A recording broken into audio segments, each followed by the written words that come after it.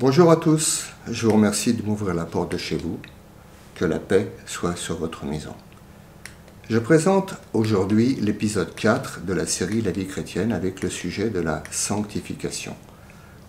Bon, dans un premier temps, ce qu'elle est, et dans une autre vidéo à venir, comment elle s'opère. Tout d'abord, un peu de vocabulaire, parce que la sanctification, ce n'est pas un mot courant aujourd'hui. Le dictionnaire lui donne pour synonyme la consécration, la purification, et cela, pour ce qui concerne le chrétien, dans le cadre d'une mise à part pour Dieu. Je cite la Bible. « Dieu ne nous a pas appelés à l'impureté, mais à la sanctification. » Mais cet appel doit être entendu avec le plus grand sérieux, car il est aussi écrit que nous avons à rechercher la paix avec tous et la sanctification sans laquelle personne ne verra le Seigneur. Je lis encore, il s'agit d'une parole du Seigneur Jésus. « Celui qui a mes commandements et qui les garde, c'est-à-dire qui les met en pratique, c'est celui-là qui m'aime, et moi, je l'aimerai, et je me manifesterai à lui. » Qu'est-ce qu'on peut souhaiter de plus que le Seigneur se manifeste à nous? Voir le Seigneur qui se manifeste à l'âme. La sanctification, c'est donc une vie d'obéissance, mais peut-être pas, et surtout pas comme on l'entend d'ordinaire. Cette obéissance n'a absolument rien à voir avec ce qui serait avant tout la recherche d'une quelconque justice personnelle. Lorsqu'on voit les commandements du Seigneur comme une loi au-dessus de notre tête, telle une épée de Damoclès, toute cette obéissance légale à ces commandements, toute cette soi-disant justice alors obtenue, n'est, aux yeux de Dieu, que comme un linge souillé. On voit ça dans l'Ancien Testament, dans le livre d'Ésaïe. La vraie obéissance, c'est une obéissance d'amour, tout en sachant que nous n'en sommes pas capables par nous-mêmes. Alors, et c'est ce qui se produit, la merveilleuse expérience que l'on fait de voir Jésus s'approcher de nous pour le faire en nous, et nous à sa suite. Et ça, c'est la réalité vraie de la vie intérieure chrétienne. Alors, certainement, nous avons tous à nous humilier que cette expérience ne soit pas plus connue dans notre quotidien. Le principal problème du chrétien, ou plutôt, aux yeux de Dieu, son péché, réside dans son incrédulité, pourtant envers le Dieu de l'impossible, pour tout ce qui dépasse les capacités humaines. Car ce qui est impossible à l'homme est possible à Dieu. Je rappelle une fois de plus, si c'était nécessaire, que Dieu ne demande rien, mais absolument rien au vieil homme qui reste en nous, car il l'a crucifié.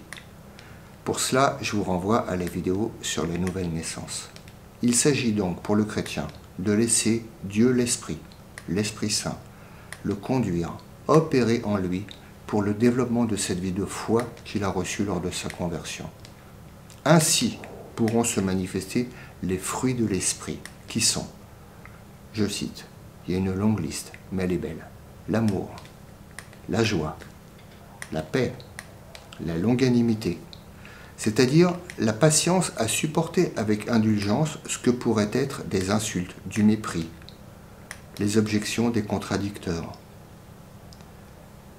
Je continue avec les fruits de l'esprit. On doit rajouter la bienveillance, la bonté, la fidélité, la douceur, la tempérance, qui est de la modération, de la sobriété en toutes choses. Et contre de telles choses, il n'y a pas de loi. C'est tout un programme très élevé, mais heureusement possible, car cette sanctification, c'est l'œuvre de Dieu. À ce sujet, l'apôtre Paul déclare qu'il est assuré de ceci même, que celui, donc Dieu, qui a commencé dans les chrétiens une bonne œuvre, l'achèvera jusqu'au jour de Jésus-Christ. Puisque j'ai mentionné un appel, ça veut dire qu'il y a aussi notre responsabilité à répondre à cet appel. Elle est engagée. Mais, tout comme pour notre conversion, Notre engagement à simplement recevoir le don de Dieu, c'est le fruit de son travail en nous. Ça reste donc l'œuvre de Dieu seul. À nous de l'accepter. Le voulons-nous? Le voulons-nous de tout notre cœur? Le voulons-nous sans nous séduire nous-mêmes? Là est la question. C'est une question de toute importance. Car la sanctification étant la croissance de la vie chrétienne tout au long de notre existence ici-bas, il y aura un terme à cette œuvre le jour où nous quitterons la terre. Et ensuite, l'œuvre de chacun sera manifestée. Elle le sera au tribunal de Christ. J'ouvre là une parenthèse. À ce tribunal, il n'y aura pas de procureur qui réclamera une quelconque condamnation. Ce sera abordé plus tard dans une autre vidéo. Voilà, je tenais à dire ça pour que vous n'ayez pas peur. Je cite l'Écriture à propos de ce qui se passera à ce tribunal. Personne ne peut poser d'autre fondement que celui qui est posé, lequel est Jésus-Christ. Si quelqu'un édifie sur ce fondement de l'or, de l'argent, des pierres précieuses, du bois, du foin, du chaume, l'œuvre de chacun sera manifestée, car le jour la fera connaître, parce qu'elle sera manifestée par le feu. Et le feu éprouvera quelle sera l'œuvre de chacun. Si l'œuvre de quelqu'un qui aura édifié dessus demeure, il en recevra la récompense. Si l'œuvre de quelqu'un brûle, il en fera la perte. Mais pour lui, il sera sauvé toutefois, comme à travers le feu.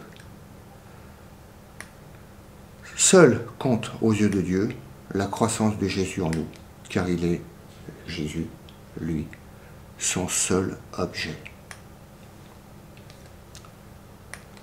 Alors, devant notre responsabilité, on peut être défaillant. Je lis, par exemple, le reproche qu'a adressé l'apôtre Paul dans son épître aux Hébreux, en leur disant « Lorsque vous devriez être des docteurs vu le temps, vous avez de nouveau besoin qu'on vous enseigne les premiers rudiments des oracles de Dieu.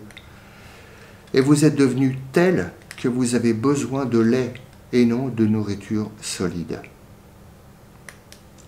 À l'inverse, on peut aussi dire, comme l'apôtre Paul, et c'est le but, « Je suis crucifié avec le Christ, et je ne vis plus moi, mais Christ vit en moi. Et ce que je vis maintenant, je le vis dans la foi au Fils de Dieu qui m'a aimé et qui s'est livré lui-même pour moi. » Épître aux Galates. C'est un but très élevé, et il ne doit pas être perdu de vue, car il est atteignable, progressivement bien sûr. Il ne faut donc rien céder au découragement devant ce que Dieu nous demande, parce que toute cette, entre guillemets, perfection, elle ne vient que de Dieu, qui déverse sa bénédiction sur ceux qu'il aime et qui veulent grandir en lui. Je reviens sur la volonté sincère que nous avons, ou pas, de lâcher prise, d'accepter, de renoncer à nous-mêmes pour que seul Jésus grandisse en nous. Devant un tel programme de bénédiction à venir, on s'attend à ce que tous disent « Oui, je le veux ». Mais ce n'est pas si simple. Il y a une difficulté. Cette difficulté à vouloir résolument vivre de Christ et seulement de lui, je la vois illustrée par une question surprenante que Jésus a posée à un homme infirme depuis 38 ans et qui se tenait tout près d'un moyen de guérison. Il lui a dit en effet, « Veux-tu être guéri ?» On pourrait dire, mais c'est évident qu'il veut être guéri. Pourquoi il me pose cette question? Eh bien, cet homme ne lui a pas simplement dit oui, mais il a expliqué pourquoi il n'avait pas la force pour aller là où il aurait cependant été guéri. Devant la question de la sanctification que chaque chrétien désire, trop nombreux voient seulement qu'ils n'ont pas la force en eux-mêmes, comme s'ils devaient compter sur cette force. Et alors, parce qu'ils se trompent sur le moyen de parvenir à cette sainteté, ils y renoncent plus ou moins, se contentant d'éviter les péchés les plus grossiers. Or, il est écrit que quiconque voudra sauver sa vie la perdra, et que quiconque perdra sa propre vie pour l'amour de Jésus et de l'Évangile, celui-là, il la sauvera. On voit ça dans l'Évangile selon Marc. Alors, perdre sa vie ne doit pas être entendu comme perdre son salut, perdre son âme, mais plutôt comme perdre son temps. Ici, la vie, c'est l'existence. Nous devons apprendre et croire que si Dieu nous appelle à être saints, alors que nous voyons que nous n'en sommes pas capables en nous-mêmes, allant même jusqu'à penser que le bien n'habite pas en nous, c'est que c'est bien sûr possible. Et cela, par la seule et vraie puissance de Dieu, Dieu l'Esprit Saint, par le moyen de la foi. Il ne s'agit surtout pas de s'améliorer soi-même sous la contrainte d'une loi, mais de compter dans une vraie foi sur la seule puissance de Dieu et de lâcher prise. Il ne doit donc rien y avoir d'effrayant dans cet appel à être saint. Celui qui aime Jésus, il compte sur la fidélité de Dieu dans une foi toute simple et sincère pour produire en lui tous ces beaux fruits que lui est incapable de faire pousser. Il s'en remet à Dieu en comprenant bien que sans la foi, ça lui est impossible.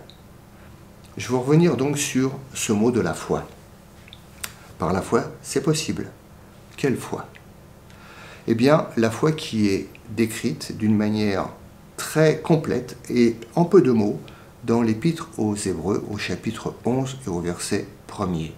On lit que la foi est l'assurance des choses qu'on espère et la conviction de celles qu'on ne voit pas. On est sûr de ce qu'on espère. On est sûr que Dieu veut nous faire porter du fruit. On est convaincu des choses qu'on ne voit pas. On ne voit pas comment la puissance de Dieu va agir, mais on est convaincu qu'elle va agir. Pour en venir donc à cette œuvre possible, elle est néanmoins progressive. C'est pourquoi l'Écriture, dans la première épître de Jean, nous parle de petits enfants, de jeunes gens et de pères. Voilà. J'en ai fini pour aujourd'hui, mais il y a une suite. Donc il y aura un épisode qui présentera bientôt comment s'opère cette croissance chrétienne et par quels moyens pratiques. Je vous dis donc à bientôt, prenez soin de vous et de votre âme. Elle est précieuse aux yeux de Dieu. Au revoir.